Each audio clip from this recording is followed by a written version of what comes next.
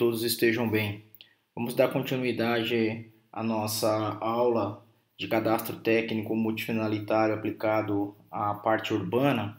Nós vamos falar nessa aula de hoje sobre a estruturação e a atualização do cadastro técnico multifinalitário, tá? Então, de acordo com o que a gente viu aí na aula passada, né, nos 3 vídeos passados, o cadastro técnico multifinalitário ele oferece uma série de vantagens para a gestão pública, né, e também para o cidadão. Ou seja, com uma informação, um mapeamento adequado, informações de planejamento para a gestão pública, o gestor ele tem como pensar a cidade de uma forma que ele ajude ao cidadão e é da mesma forma o cidadão, se ele precisar de alguma informação, ele pode ir até a gestão pública, né, e solicitar essa informação a qual é necessária para ele. Então tem vantagens para ambos os lados, né?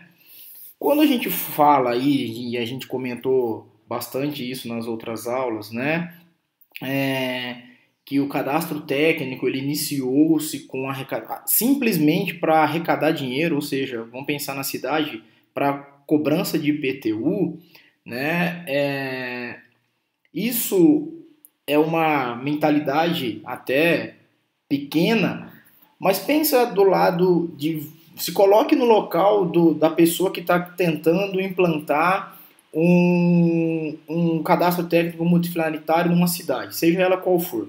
Você vai chegar no gestor público, sei lá, no prefeito, nos vereadores, nos deputados, enfim, vai falar assim, ó, eu preciso de tanto de dinheiro para fazer um cadastro técnico, né, para executar mapeamento e etc, fazer boletim, o BIC, né, boletim informativo, tal, botar as pessoas na rua para pegar essas informações, etc, tem um custo de tanto. O gestor vai falar assim, tá, isso, vamos tirar a parte política do lado, tá? Não estou discutindo isso. Mas ele vai olhar para você e vai falar assim, tá, mas o que isso vai trazer de benefício? Simplesmente vantagens de eu ter uma informação correta, tal, ou seja, o que vai me trazer para o cofre público para eu poder reinvestir em outro lugar? Eu te dou esse dinheiro, aonde que esse dinheiro vai me trazer mais dinheiro, certo? Aí você vai falar, bom, IPTU, a primeira coisa que vem na sua cabeça é IPTU. Vamos fazer uma arrecadação tributária maior, de acordo e mais justa, né? Pensa-se que seja isso, mais justa, de uma forma que aquele que tem a maior área construída, por exemplo, no seu terreno, maior terreno, vai pagar mais de IPTU. Aí o cara vai falar, opa, isso é uma boa, se eu vou aumentar a arrecadação, eu consigo despender esse dinheiro para você, né? E aí, obviamente, você, com esse dinheiro em posse, você vai mostrar posteriormente que você tem outras vantagens, né? Não só a arrecadação tributária. E aí, aqui no Brasil, também em outros países, normalmente acontece isso, quando você vai falar de atualização cartográfica cadastral, normalmente você contrata alguma empresa de aerolevantamento, tá? Ou empresas que fazem levantamentos topográficos. Tá? Essas empresas, quando você vai contratar, obviamente que você, uma prefeitura de uma cidade, seja do porte que for, não vai sair comprando avião, câmera aerofotogramétrica, ou mesmo que seja atualização, drones, nem nada. Você vai contratar uma empresa que possui todos esses equipamentos. Senão você vai gastar muito dinheiro, certo? Tá? Então, dentro dessa estrutura, você, né, como gestor desse cadastro técnico urbano, vai ser o responsável, né, por unir os órgãos ou pessoas, né, que vão estar encarregados desse planejamento, né, e controle da cidade, tá? Eles vão ter que representar elementos que beneficiem os cidadãos, os planejadores, por exemplo, onde está passando infraestrutura para poder aumentar a cidade, o cidadão que está fazendo a construção da casa, etc., saber onde está passando água, esgoto, enfim, essas coisas, né? Para o cidadão onde tem lá o parque que ele possa usufruir aos finais de semana, as ruas bem tracejadas. Então, o que vai acontecer? A tomada de decisão desse planejador, tá? Ele vai fazer com que o município Ou vamos pensar mais na parte urbana, né? Quando a gente fala município também envolve a área rural, vamos pensar na parte urbana. Tem as ruas bem tracejadas, né? De acordo com o relevo, não seja muito íngreme em questão de subida ou muita descida, né? Que tenha disponibilidade de infraestrutura, que toda essa infraestrutura de água, esgoto, chegue tranquilamente por gravidade, ao qual você não precisa ficar colocando bomba de recalque, etc. Tal. Então tudo isso daí está dentro dessa estruturação do cadastro técnico multifinalitário, né? E aí você, como gestor lá, vamos pensar em você, como técnico em geoprocessamento, caiu na sua mão lá para você fazer esse planejamento, né? Você, como contratante, né? Você é a instituição que contrata, você que vai definir os produtos que devem ser apresentados, tá? De uma forma compatível com os equipamentos ou com as suas necessidades. Sempre você vai estar lá observando os níveis de precisão estabelecido, tal, para o cadastro. Lembrando que é um cadastro urbano, você não pode ter um erro entre vou imaginar que são dois lotes, né, duas parcelas de 300 metros quadrados. Se você começar a invadir o lote vizinho, na hora da tua locação, por exemplo, da obra, você vai acabar encurtando o teu projeto, né? Vamos supor que numa quadra teriam 10 lotes, um exemplo, 10, uma quadra de 100 metros, 10 por 30, 300 metros quadrados cada parcela, cada lote. Se você começar a locar e em cada parcela, falando grossamente aqui, você colocar 10 centímetros, o cara erra 10 centímetros, adentra no vizinho. Depois esse vizinho adentra mais 10, mais 10, mais 10, vai chegar em algum local lá na frente que algum terreno vai ter, por exemplo, chutando aqui 9 metros.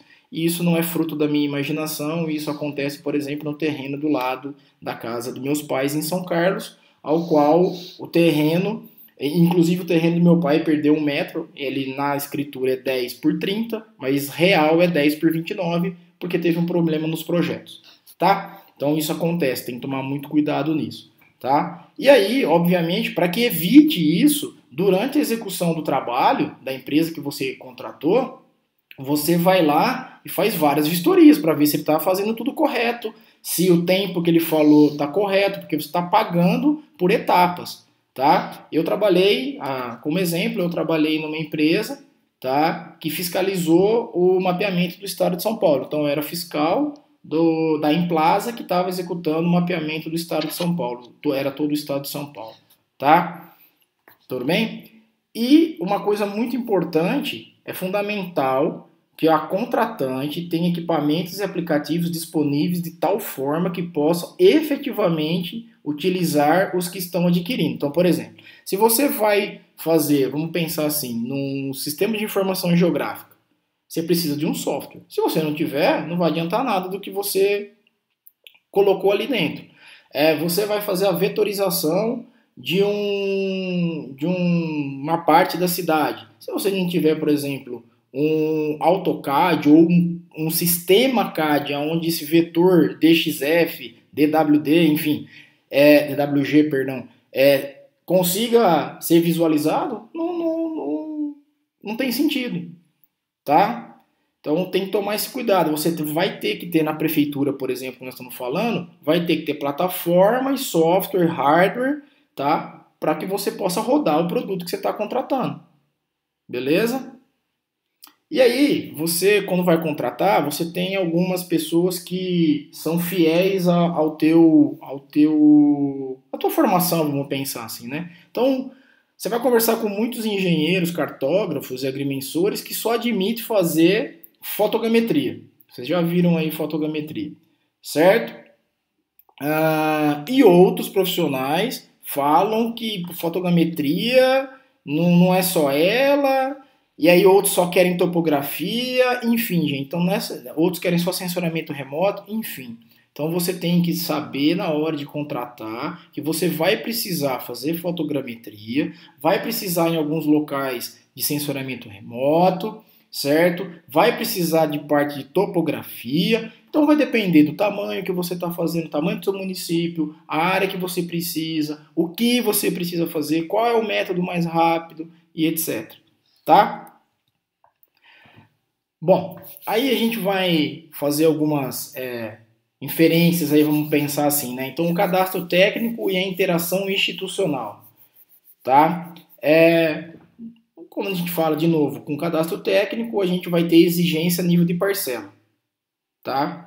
Então, os produtos gerados por quem você contratou, né, tem que atender todas as empresas de serviços e as prefeituras. Então, um exemplo, você vai pegar o lote, né, a parcela, dentro dessa parcela, tá? Qual produto que você vai gerar que dá para o pessoal, por exemplo, da área de planejamento, jurídica, a parte de cobrança de PTU, enfim, todas essas instituições conseguem utilizar informações ou extrair informações dali, tá? Você não vai fazer simplesmente só para o pessoal do jurídico. Não, hein? Aí você vai ter que fazer um outro cadastro técnico para as outras, não faz sentido. Então, tem que atender a grande maioria, se não todas, tá?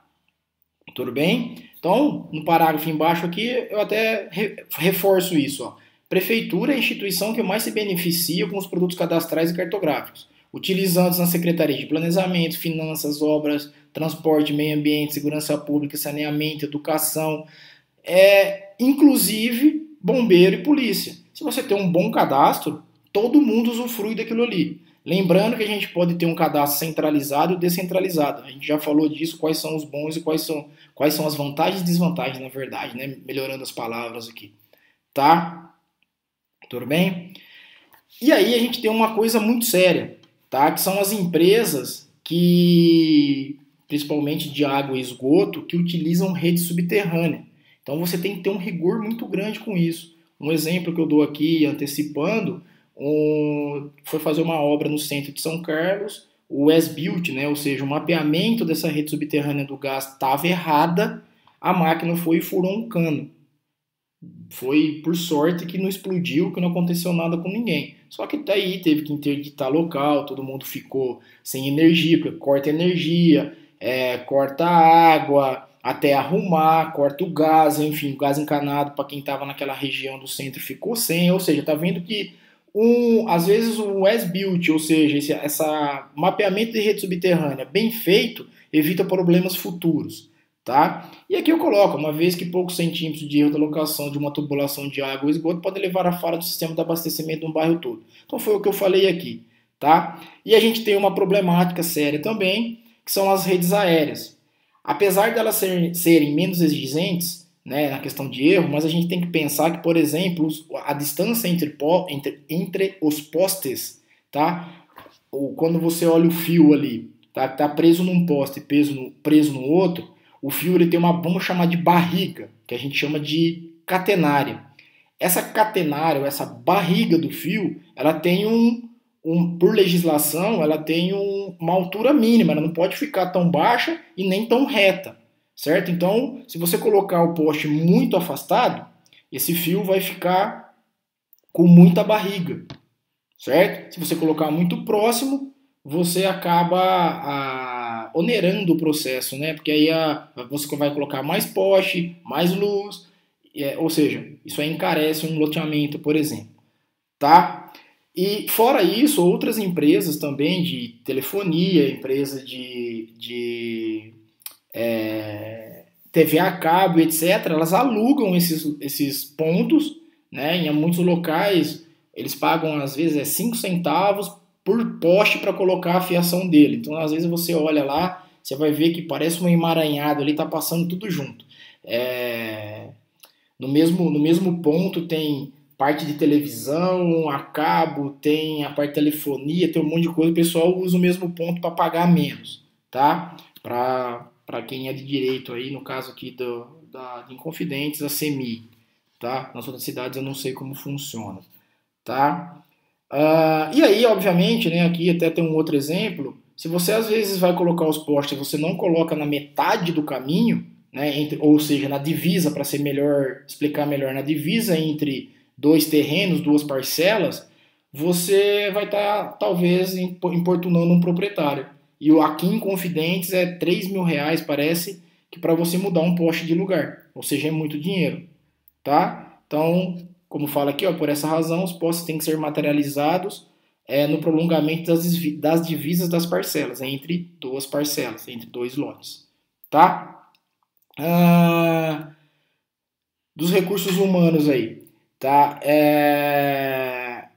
Então, quando você vai ter uma equipe que vai administrar um sistema cadastral multifinalitário, você vai ter profissionais dos mais diversos conhecimentos, das mais diversas áreas temáticas.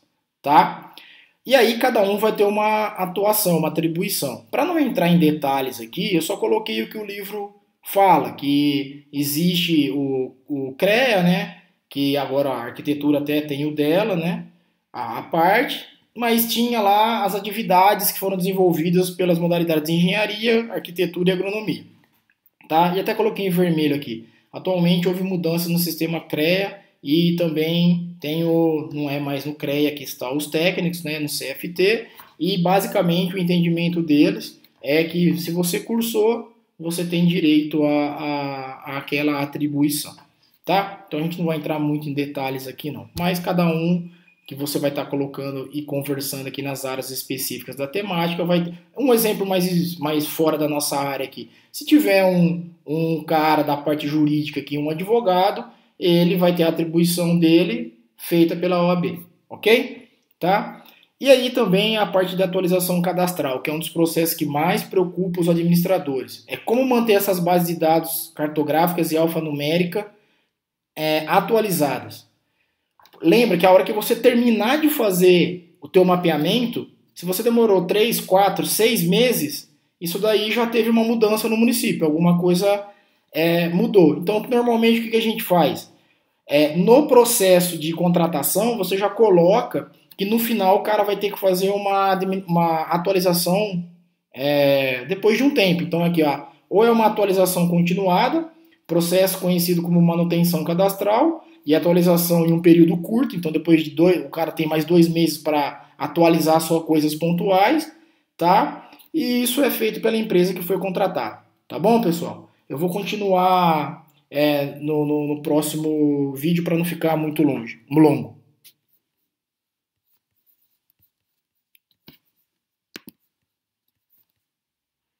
1 minuto que deu um probleminha aqui.